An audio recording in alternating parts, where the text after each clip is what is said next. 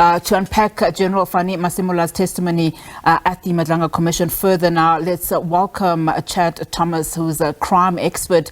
Chad, a very good afternoon to you.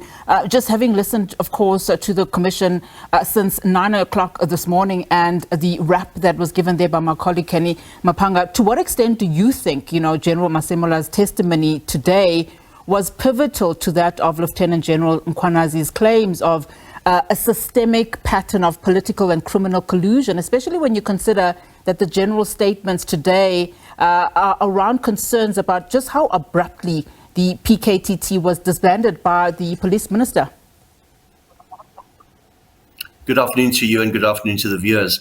A lot of what was spoken about today by General Masemola is corroborative of what we heard from General Mkhwanazi last week.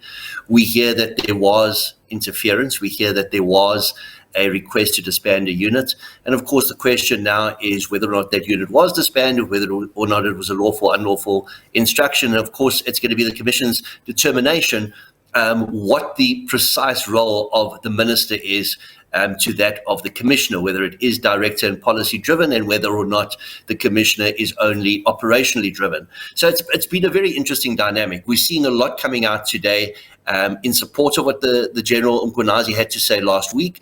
But there's still a lot that we have to get through in respect of this Commission of Inquiry, especially when it comes to the in-camera witnesses and the whistleblowers, because what we're hearing from now are two very senior decision makers. And of course, we're hearing their version of events. We're now going to have to test this against other information that's going to be forthcoming. And I want to talk about just the difficulty that Masemola had in responding to what he would have done if he was instructed on that unlawful instruction to disband the PKTT. I mean, he reveals that the Minister Mkhunu, did not seek his advice on the disbandment of the task team for reasons that are unknown. But he told, President Cyril Ramaphosa, who said he would then speak to the minister.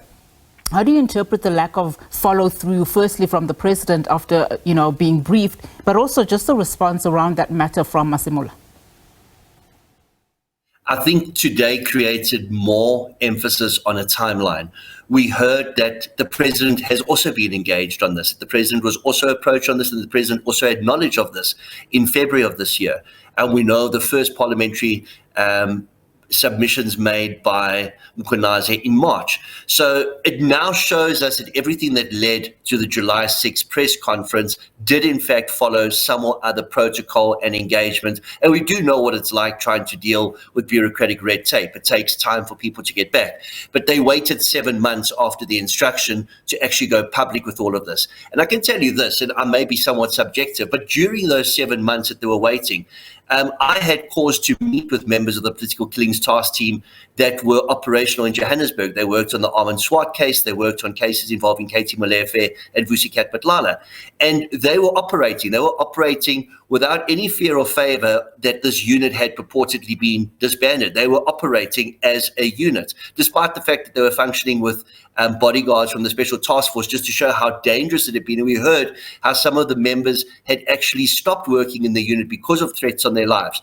So it's a very interesting dynamic that's playing out. We're now hearing that there was a timeline from the date in which that letter was received, that infamous letter disbanding the unit on the 31st of December 2024, all the way up to 6th of July, where there were active attempts to engage with the apex leadership of not just law enforcement or the justice cluster, but of our actual country, the president's office itself. And I was going to ask you about, the two essentially key figures that have been mentioned several times, including, of course, by Lieutenant General Mkhwanazi, that is Matlala and Molefe. And also how, the National Commissioner Masemola mentioned their relationship with Sibia in a way. So again, the question does need to be asked. I mean, does Masemola's testimony so far strengthen the evidence of the systemic corruption and interference, or does it still fall short of hard proof, notwithstanding, of course, that we know that some evidence will be made in camera? We haven't seen what I would state to be empirical evidence to the extent that it cannot be in any way disputed.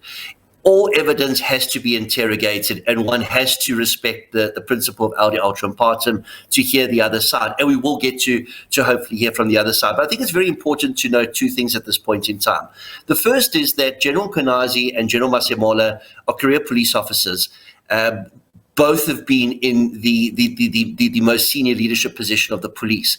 They're not going to put their decades of experience and reputation on the line by making vexatious and frivolous claims. They were obviously very concerned about the disbanding of this unit. Let's talk about this unit. This is the second point I want to make. I've sat in court with this unit during the bail applications for Vusikat Batlala as well as the bail applications for Katie Molefe. They had to come there under extremely intense protection because they had put themselves at risk. For me to see generals standing up for a unit and members that have successfully infiltrated, most probably disrupted, and are in the process of dismantling what could have been or may have actually been the one crime syndicate that infiltrated South Africa at the very highest echelons of our law enforcement.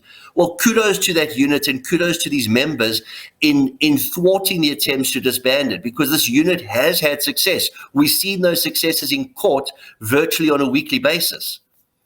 Chad, thank you so much for your analysis. Really good speaking to you. Chad Thomas is a crime expert, of course, just responding following day 4 of the Madlanga Commission, earlier hearing from National Police Commissioner General Fannie Masemola.